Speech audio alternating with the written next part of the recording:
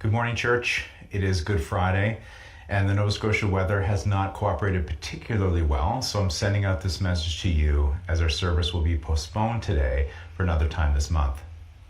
The title of that message is The Echoes of Calvary, the Seven Voices of the Lamb, which we will talk about the seven statements that Jesus made while he was on the cross, and each one revealing a different aspect of his work and who he was on the cross.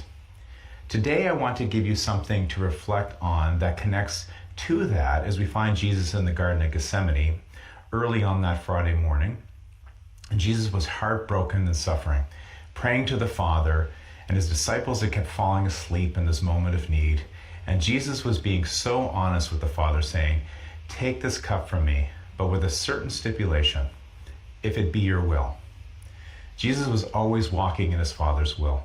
He was always going back into prayer and connecting with his Father to understand his will, so that he could do his Father's will as he'd been told. That was a walk of obedience. It was always intentional through all of Scripture how Jesus did anything. So fairly shortly after that time of intense prayer, Judas walks up accompanied by a large armed detachment of soldiers and officials sent by the chief priests and elders.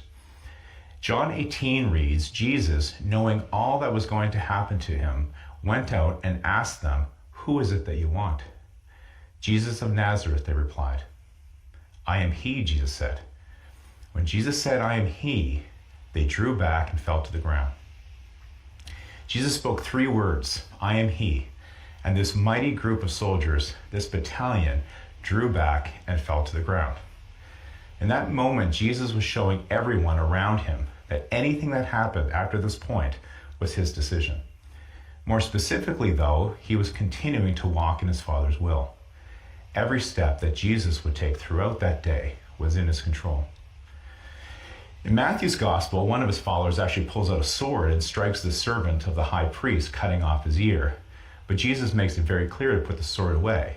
And he says, "Do you think I cannot call on my Father, and he will at once put at my disposal more than 12 legions of angels? But how then would the scriptures be fulfilled that say it must happen in this way?" Good Friday is good because it is holy. Our holy God showed his love for us on this day, and that gift came from him only. It was a fulfillment of prophecy and of God's will to love us.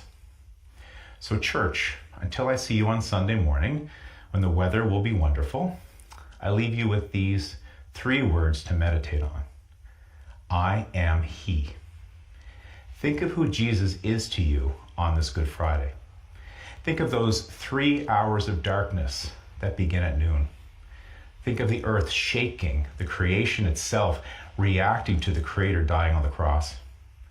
Think of that Roman soldier who was terrified at the foot of the cross saying, "Truly, this was the Son of God."